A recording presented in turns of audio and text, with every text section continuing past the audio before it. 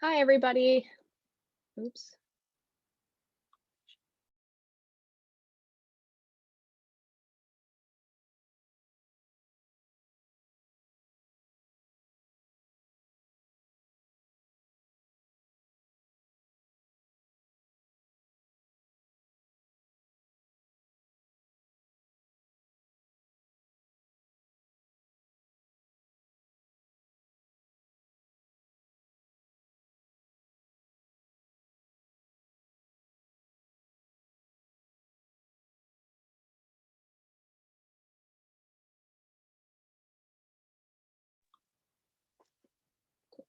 Hi, everybody.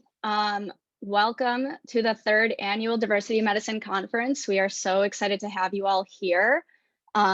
We've been working so hard these last few months to get this conference together, and we're just really excited about what's been happening. Thank you all for coming in this morning. I'll just give us a brief introduction to the conference and to our first keynote speaker. So my name is Dina Belouz. I'm a fourth-year medical student at the University of Michigan Medical School. This year, I was lucky enough to act as the co-director of the executive board of this Diversity in Medicine conference, made up of over 20 third and fourth year medical students at the University of Michigan, who have all worked tirelessly over the last few months to put this virtual conference together. This virtual conference obviously feels incredibly timely given the many events over the past year and even over the past week. However, everybody here knows that this work has always been and will continue to be incredibly important. What makes this conference so special is that it is medical student run. From conference planning to poster presentations, discussing diversifying medicine and health equity to some of the speakers you'll hear from today. And we're so excited to have panelists and speakers who have devoted their entire careers to this work. We hope you leave this conference inspired to challenge yourself to not only work in this space, but become a leader in this space. And we're so lucky that nobody exemplifies the mission of this conference better than our first keynote speaker, LaShyra Nolen, who I'm so honored to introduce. LaShyra, or Lash Nolen, is a Los Angeles native, deeply passionate about the concerns of underserved and marginalized communities. She's currently a second-year medical student at the Harvard Medical School, where she's serving as student council president of her class, the first documented Black woman to hold this leadership position. As you likely know, Lash is incredibly accomplished and inspiring, with published works in the Boston Globe, New England Journal of Medicine, Nature, and HuffPost, among others. She even had her, surgery clerkship rounds this morning, so she's incredibly impressive. She's also a Foster Scholar in the Health Policy Advocacy and Media at the MGH Stokel Center for Primary Care Innovation, and is also a co-host for the Clinical Problem Solvers Anti-Racism in Medicine podcast. Her work has earned her the honor of becoming the 2020 National Minority Quality Forum's youngest 40 under 40 leader in minority health, and she was named a 2020 Young Futurist by The Root magazine. I truly can't think of a better way to kick off our medical student-run Diversity in Medicine conference than Lash Nolen. Lash, thank you so much for being here. Thank you so much for having me. You want to start your video?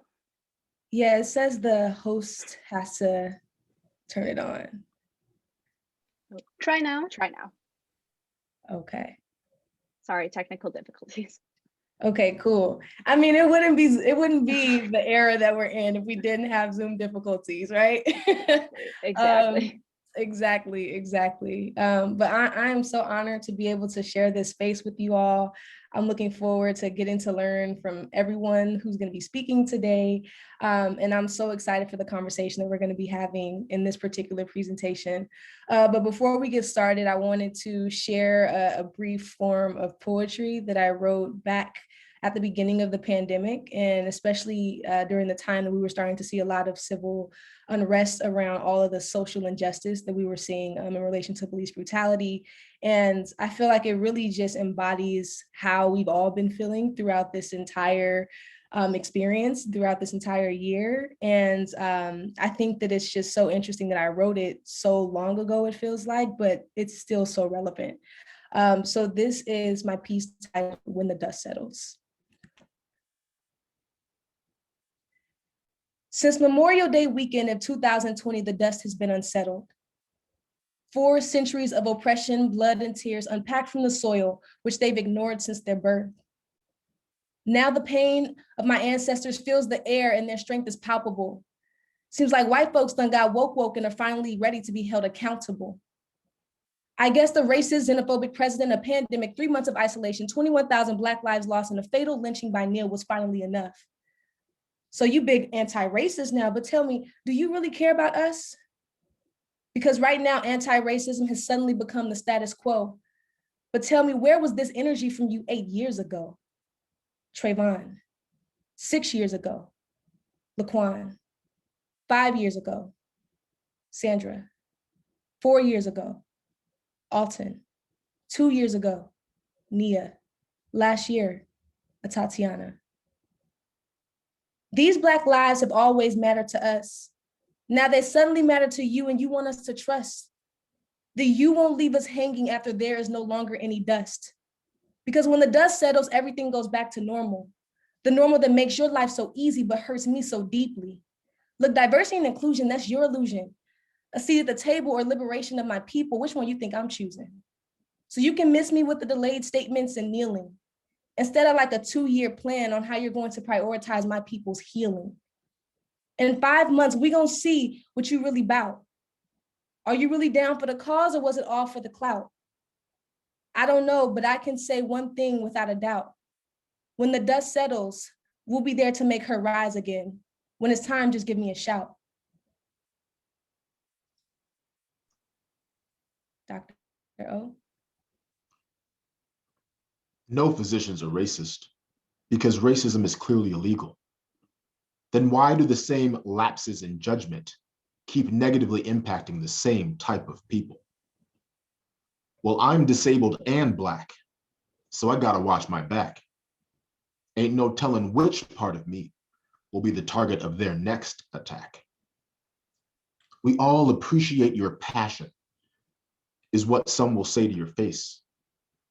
But behind closed doors, they are the assassins silencing your voice as you just try to advocate. Please be patient. This is important to us, but you must understand that change takes time. But we've been patient for years now, so please tell me whose clock is off, yours or mine. When the dust settles, we may see what you really about. But I'm afraid I won't be around by then, because my time is clearly running out. Luckily, this next generation understands diversity, equity, and inclusion much better than us. And this conference is only one example of their impact.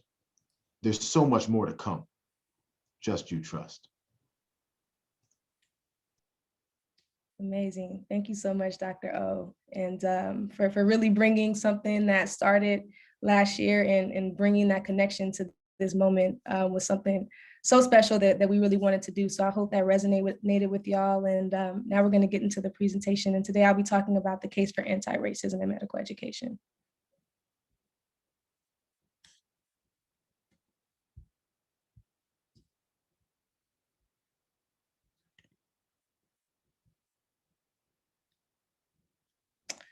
All right, y'all. So as I said, today we're going to be talking about the case for anti-racism in medical education. As was said earlier, my name is LaShyra Nolen, but most folks know me as Lash, and I'm in my 2nd year at HMS and currently doing a surgery rotation over the weekend. So first, I want to say that I have no disclosures, and I want to take this moment to really dedicate this presentation and all the work that I do to the many women and men who've been impacted by police brutality and social injustice in our society.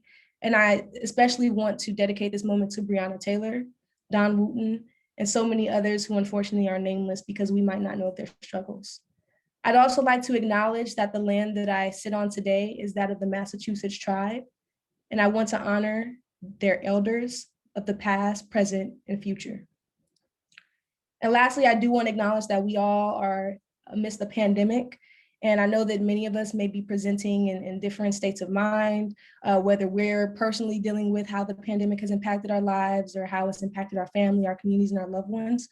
So I just want to say thank you so much for sharing this space with me during such a challenging and difficult time.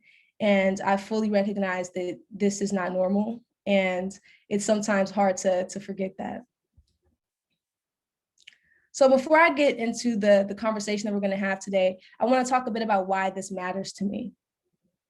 And really, my entire journey started with the support and love of my mother, She raised me as a single parent in Compton, California, and she was the first in our family to get both her bachelor's and her master's degree.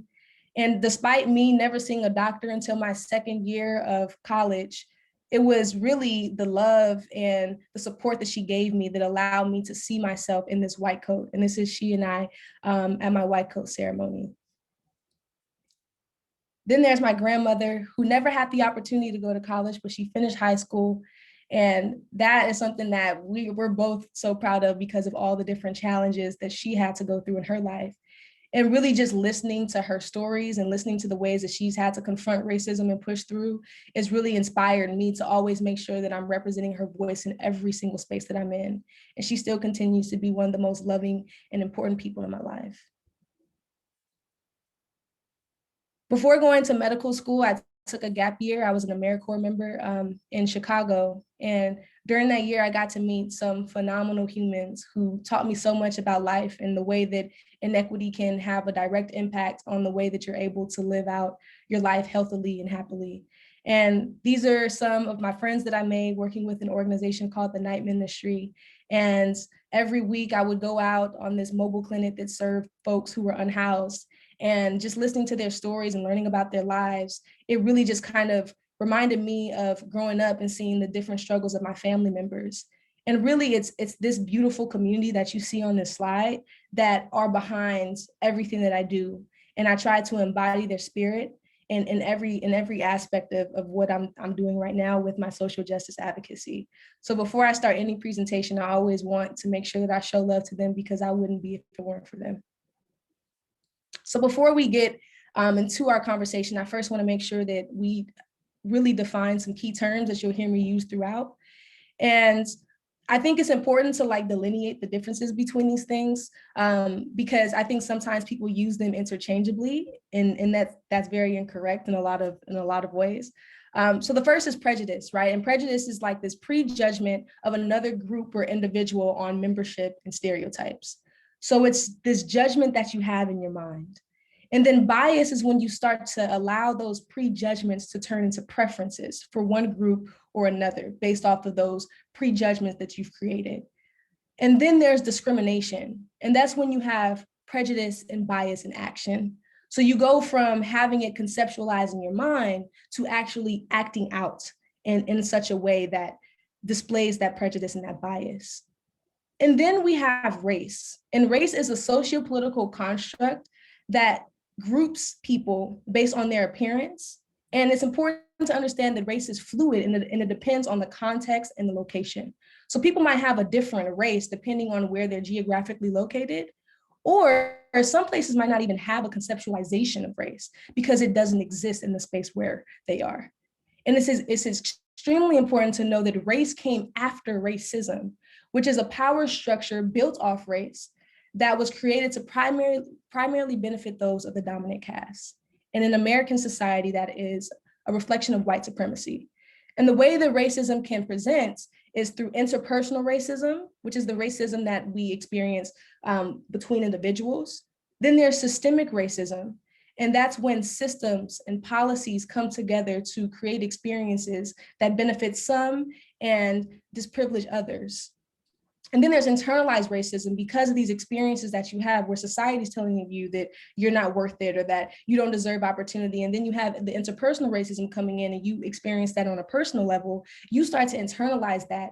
And that's when you get internalized racism, where you feel like you're unworthy. And I'm sure a lot of you have maybe experienced this or have had patients or people in your lives kind of express how this might manifest.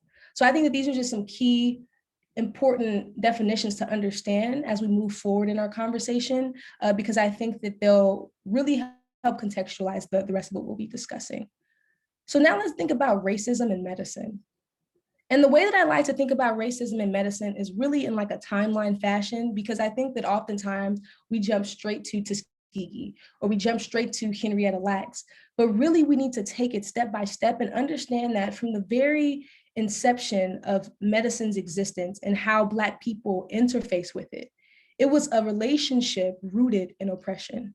So in 1619, when Africans were stolen and captured and forced to come to this land to do labor, The only reason why medicine existed, the only reason why these individuals were sought after to be healthy was so that they could continue to do the work of forced labor. So I think that that's really important to understand, because ever since we first started to interface with medicine, it was because you want to keep me healthy, not because it's coming from this space of wanting to heal, of wanting to help people, but because you benefit from this system of oppression that allows us to continue to seek the benefits of me doing this forced labor. So then we saw in 1758, Carl Linnaeus, he created this racial taxonomy, which was a really important event because it's a perfect example of why race is not a biological construct, but it's a socio-political one. Because I'm going to show you the graph of how he broke down this racial taxonomy. And based off the color of people's skin, he then attributed different types of personality traits with them: lazy, not smart, et cetera. And those are things that we still continue to associate with different groups. And then in the 1840s and 50s, that's when we start to see Marion Sims gain more popularity. And he operated on predominantly on three enslaved women: Anarcha, Betsy, and Lucy, without anesthesia, despite anesthesia being invented and it being known to help prevent pain during procedures. So here we have the father of gynecology, right? Even today, he still has his name associated with a lot of the tools that are used, a lot of the procedures, and it was literally founded on the backs of these three enslaved women at the cost of their suffering. And then we have Samuel Cartwright, and he created this mental illness called drapetomania. And what that mental illness described is when enslaved people wanted to escape slavery, he said, oh, well, they're mentally ill. So what that did is it normalized more oppression.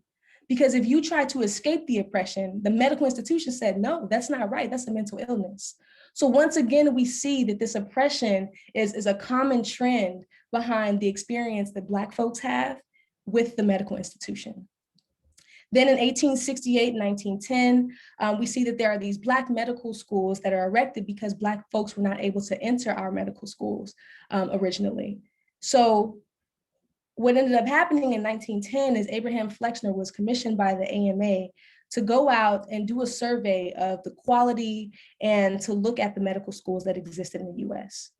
That led to 13 Black medical schools being closed. And in 2019, a JAMA report came out, or some folks published in JAMA, and it said that if those schools would have stayed open, in just 1 year, we would have had over 300 Black medical school graduates, 300 more Black physicians in our communities. And we all know how much of an impact that would have had on our communities, looking at the health disparities that we continue to see today. Then from 1932 to 1972, we saw the Untreated Syphilis Experiment. And I'm very intentional in calling it the Untreated Syphilis Experiment, because saying that it's the Tuskegee Experiment really doesn't allow us to make sure that the onus is put on the actual perpetrators of the harm in this experiment. And that was the US Public Services Department. And I thank Dr. Kimberly Manning for teaching me that lesson, because Tuskegee is a beautiful institution in Alabama where people are loved, where so many Black scholars have been birthed and trained. So Tuskegee didn't do anything wrong. It was the US Public Services Department. And what's really important to understand about the Tuskegee experiment is that the reason why they conducted it is because they thought that syphilis would look different in Black people compared to white people. So once again, this idea of these racial differences that were put in our minds by Carl Linnaeus are already cropping up. And then on top of that, they denied these individuals treatment for syphilis, despite the fact that we knew that penicillin was the treatment. So that ended up impacting not only those individuals, but it also ended up impacting their partners and their children. So that means that an entire generation was impacted by the medical institutions' active oppression of our communities. And we see that continue to happen today, whether it's Dr. Susan Moore, who's a Black physician in Indiana, who on her deathbed literally went on Facebook Live to say that they're about to discharge me and I know that I'm not ready to be discharged yet, and died shortly after being discharged. We see it with Dawn Wooten and these forced hysterectomies that were happening just last year. She literally risked her career, risked her life to show that this is oppression that is ongoing and no one is talking about it. We see maternal mortality. We see death rates disproportionately during this pandemic. There's just so many things and examples of how racism continues to persist in this system. So I think that it's especially important to take this timeline into consideration when we think about this idea of vaccine hesitancy, when really what it is we black folks are not fond of oppression, right? So when this has been the trend over time, you got to know how to protect yourself. So I think that this is a really important point and thing to think about as we think about how the medical institution has impacted the Black community. And this is just a quick look at Carl Linnaeus's chart.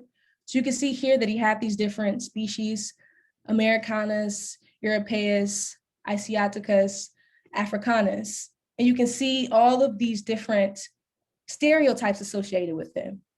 For example, for Africanus, you see Black, phlegmatic, lazy, sluggish, neglectful. A lot of these same things continue to be associated with Black people today.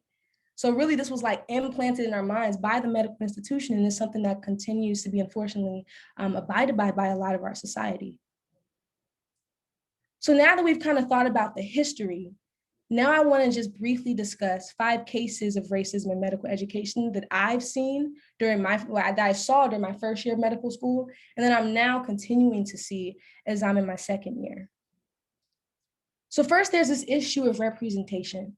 I remember when we first learned how to do CPR, we were in anatomy class, there was always this understanding or this idea that the bodies that we were going to learn about and the bodies that we were going to learn off of were always going to be white, because that was the standard of this idea of the dominant caste, right?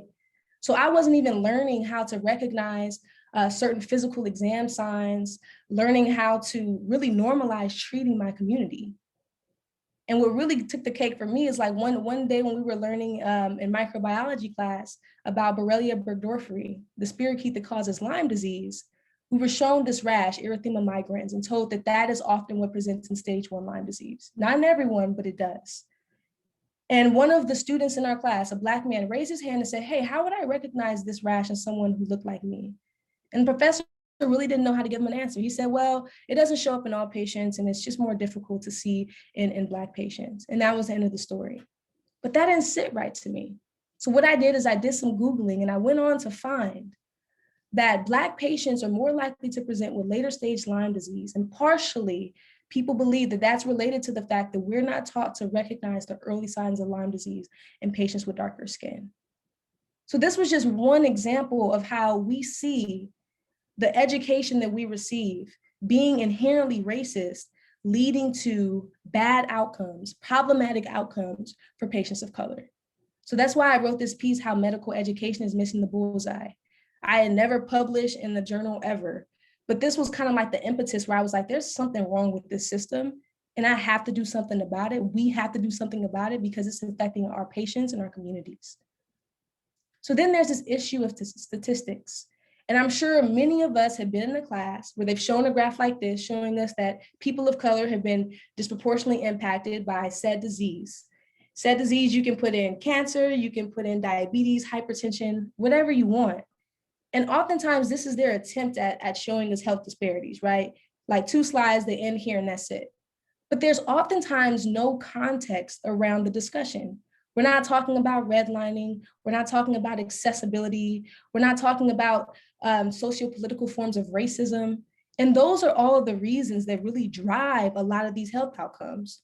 So what happens is a lot of our classmates will leave class thinking that these communities are inherently damaged when we know that's not true, especially because, once again, Carl Linnaeus, the medical institution, is what was really pushing this idea of race. So we know it's a socio-political construct.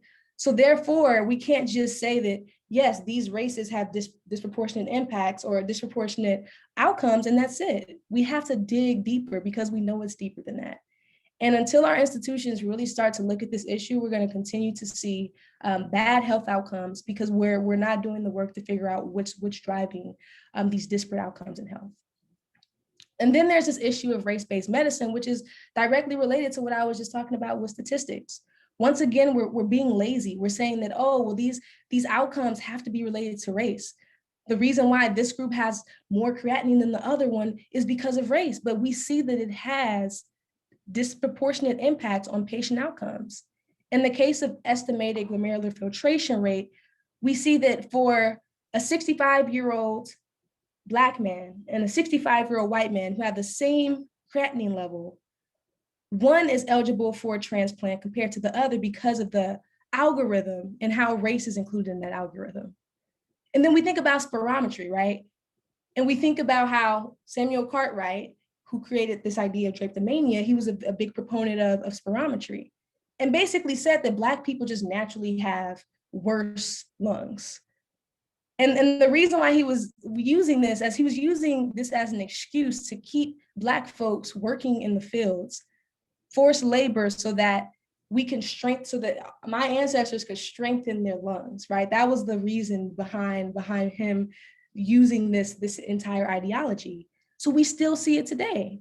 We have patients who live in these areas where their lungs aren't doing well, but we're just saying, well, because you're Black, that's just how it is, because it's just ingrained in our systems over and over again, and it's lazy. We need to dig deeper. We need to do our homework to figure out what can we really think about that's behind the health outcomes and the patterns that we're seeing, because it's extremely problematic.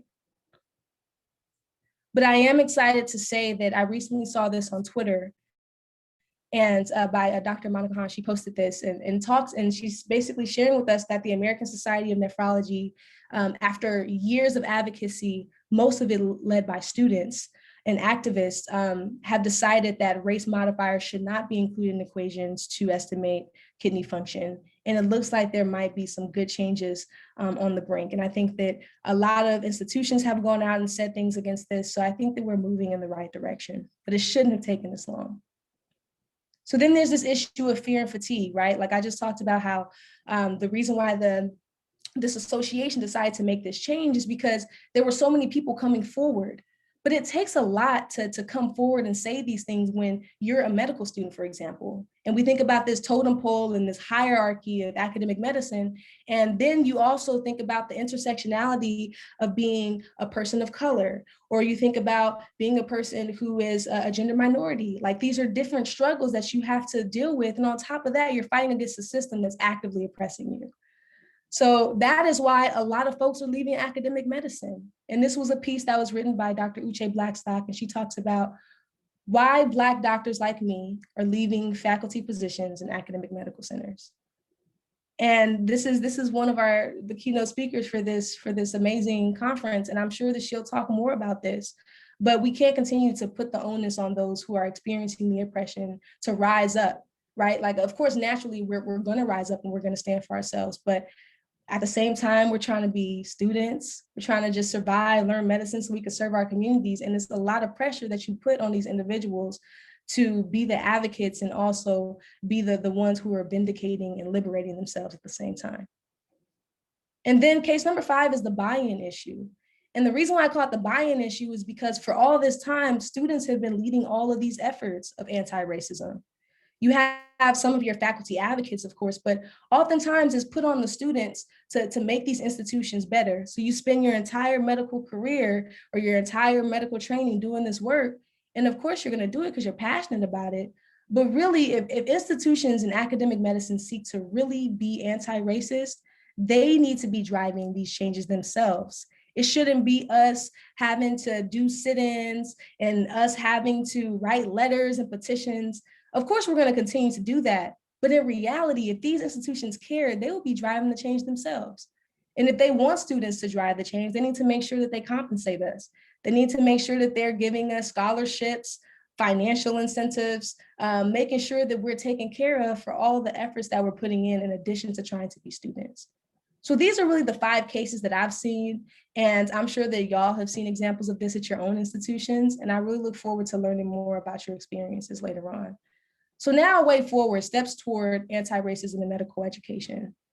So I think that number 1, we need to make sure that people understand that it's racism, not race, that is the risk factor. Then we need to incentivize social justice advocacy and mentorship.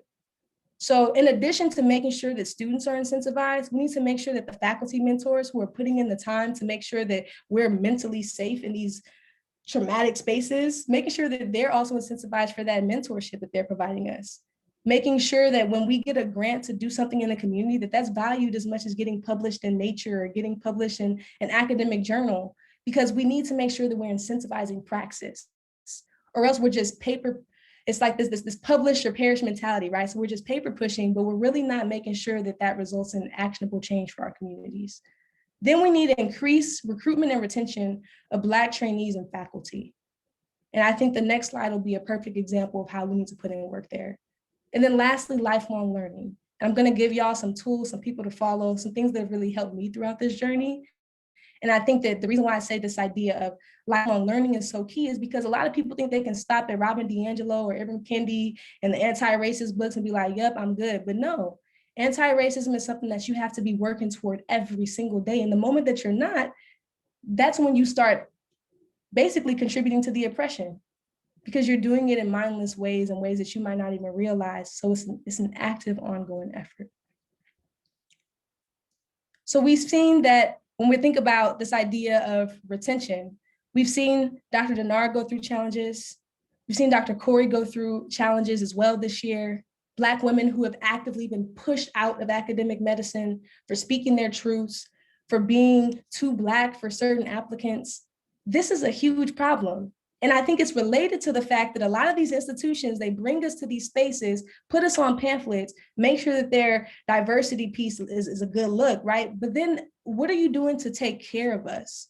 What are you doing to foster an environment where we truly can thrive and be joyous and really care for our patients and communities in a way that is promoting healing, right? So I think that these are things that academic institutions definitely have to work on. And I'm so thankful for these two women for their courage and for all of the work that they've been putting in to make these spaces better for us in the future. So then this idea of lifelong learning, I just want to give y'all some of the different tools that I found helpful and I think will help you. The Anti-Racism in Medicine podcast with the Clinical Problem Solvers. I get to do this podcast with these amazing team members. Dr. Essien and Derek Paul, they pretty much have led this effort and were so gracious to bring us on, and it's been phenomenal. I think the Prioritizing Equity series by Dr. Letha Maybank, who continues to be a phenomenal advocate, is something y'all should definitely check out.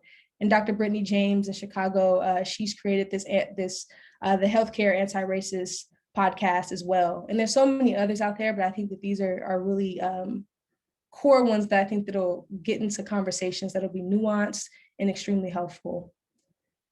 These are some people that I think y'all should check out and follow. This is not an exhaustive list, but these are just some dope folks that I think will be really helpful in providing some more context around this conversation. Please feel free to just take a screenshot of this and just give them a follow. I wouldn't be surprised if most of y'all are already following them because they're just so dope and are really big voices in this space. And then here are just some more resources that I think have been really great websites. The A&P Lab has been putting out great data around the disparities that we've seen during COVID-19. Kaiser Family Foundation has been coming out with some really great information. They just partnered with Dr. Rhea Boyd to come out with this series called The Conversation, where like Black health providers and scientists are answering the most common questions about the vaccine. Then there's books like Medical Apartheid, The Color of Law, Caste, all of these absolute fire. So I really recommend that y'all check them out. So with that, I just want to end with this quote by Toni Morrison. And she says, "The very serious function of racism is distraction. It keeps you from doing your work. It keeps you explaining over and over again your reason for being." And this is something that I hold close to my heart, especially when academic medicine is out here doing something wild again. When people out here saying the physicians can't be racist, when y'all see that they've been directly implicated in the active oppression of Black people.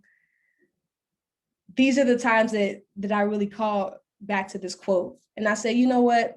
We have to just continue to ground this work in love and healing, because we can't let racism take that joy. We can't let racism make it so that it's all about fighting back at these individuals, right? But this work has to happen as a unit. It can't just be the individuals who are at the end of the oppression. So all of our allies here, please continue to step up and use your voices and privilege.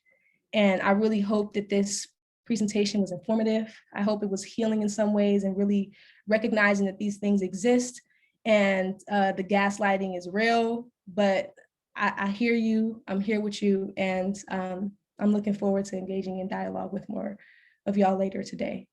So with that, I want to say thank you. Please feel free to email me, follow me on Twitter, Instagram, DM me so we can continue this discussion offline. And thank you all again for just inviting me and having me share this space with you. Awesome. Thank you so, so much, Lash. I think the quote, racism, not race, is the risk factor, is obviously something, a key takeaway, especially given, the recent tweet that we've all likely seen from a large journal. Thank you so much. That was a great start to the conference. Coming up next is our first panel called Getting Uncomfortable, How to Discuss Race, Gender, and Other Identities Within Healthcare. So we will take a quick pause and we will then welcome our panelists in our next session. Thank you all so much.